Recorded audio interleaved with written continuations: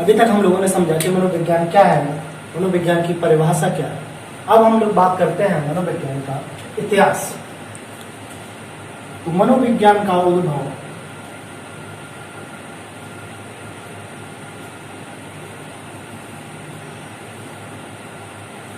प्राचीन दर्शन शास्त्र से माना जाता है। मनोविज्ञान दर्शन शास्त्र से ही निकल के आया। मनोविज्ञान के इतिहास को हम दो भागों में बांट सकते हैं। एक पूर्व वैज्ञानिक काल,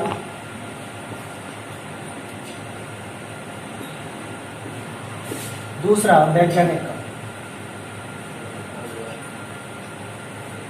या हम इसको आधुनिक काल भी। तो सबसे पहले हम पूर्व वैज्ञानिक काल पे चर्चा करेंगे, इसको हम बाद में देखेंगे।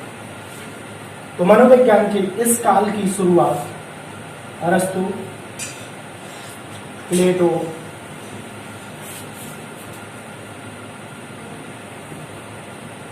हिप्पोक्रेट्स के अध्ययन से शुरू होकर 1878 ईस्वी तक मानी जाती है।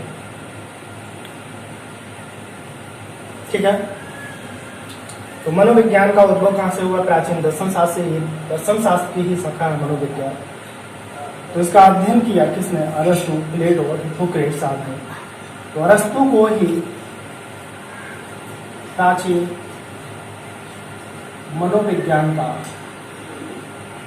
जनक कहा जा सकता।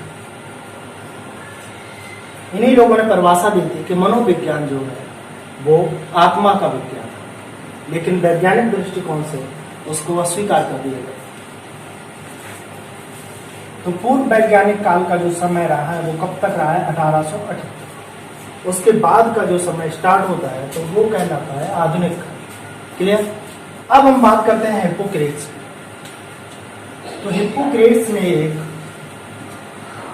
शारीरिक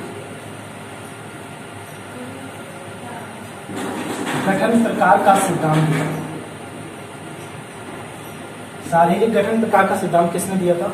हिप्पोक्रेट्स। इसका बहुत ज्यादा असर हुआ किस पर? सेल्डन।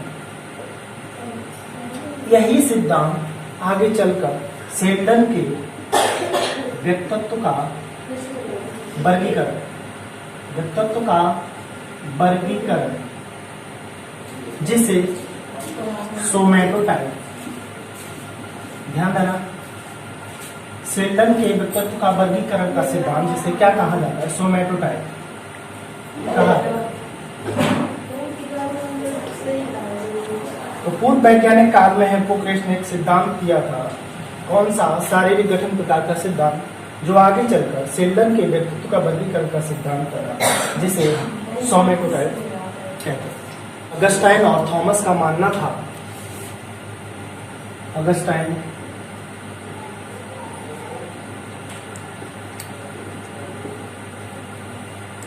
और थॉमस का मानना था कि जो मन और शरीर, ये दोनों दो चीजें हैं जिनका आपस में कोई संबंध नहीं होता है। लेकिन डेकार्टे और लिबनिज, इन लोगों का कहना था कि जो मन है, मन और शरीर दोनों ही एक दूसरे को प्रभावित करते हैं। क्लियर? ग्रीक दार्शनिक अगस्टाइन और थॉमस का कहना था क्या? कि मन और शरीर दोनों अलग अलग चीजें हैं और इन दोनों में किसी भी प्रकार का कोई संबंध नहीं होता। लेकिन उसके विपरीत डेकार्टे और लिबनिज, इन लोगों का कहना था कि मन और शरीर दोनों एक ही चीजें हैं और ये एक दूसरे से संबंधित है। क्लियर? करते हैं डेकार्टे की। तो डेकार्टे का मत था कि प्रत्येक व्यक्ति में जन्म से ही कुछ विशेष विचार होते हैं, लेकिन लॉक का मत था यहाँ पे कि व्यक्ति जन्म के समय से ही टेबुला रासा हो। ध्यान देना था।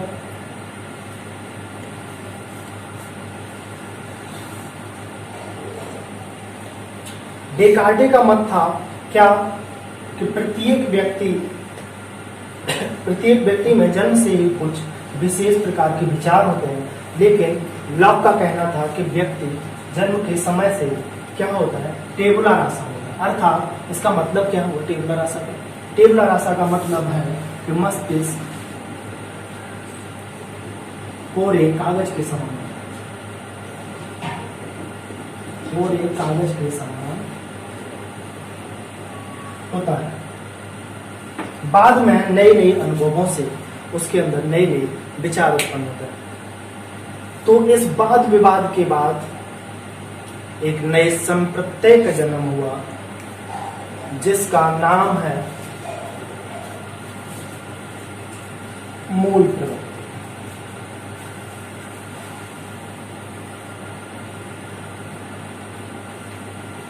यहां तक समझ में आया? है रूसो की, तो रूसो को कहना था,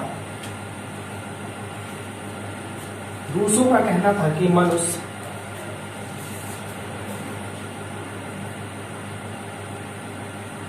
जन्म से ही स्वभाव से अच्छा होता है, लेकिन स्पेंसर ने कहा कि मनुष्य जन्म से ही स्वभाव से अच्छा नहीं होता है। मनुष्य जन्म से कैसा होता है, स्वार्थी और आक्रमणशील। लेकिन समाज द्वारा इन चीजों को नियंत्रित किया जाता है। मतलब है कि व्यक्ति जन्म से ही असामाजिक होता है, लेकिन समाज द्वारा उसको सामाजिक बना दिया जाता है। क्लियर? रूसो का क्या कहना था? रूसो ने कहा कि मनुष्य जन्म से ही स्वभाव से अच्छा होता है, लेकिन समाज उसको बुरा बना देता है। समाज उसको बुरा बना देता है। इंसान बुरा नहीं है, लेकिन समाज उसको बुरा बनाता है। किसका कहना था? रूसो का।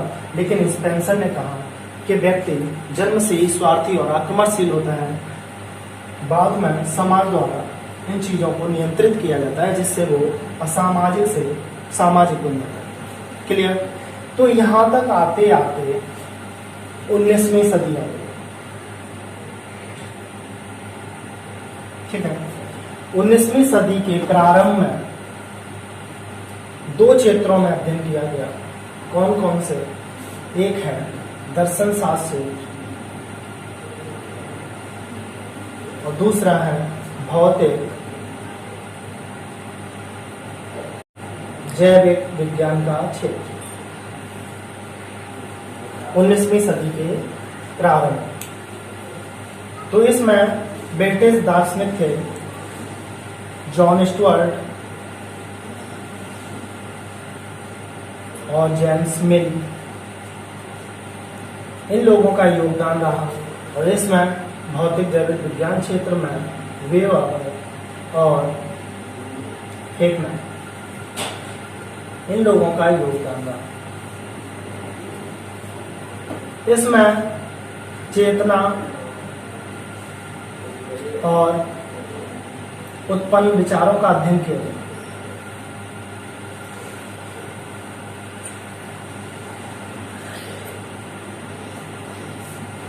और इसमें ज्ञानेंद्रियों के बल पर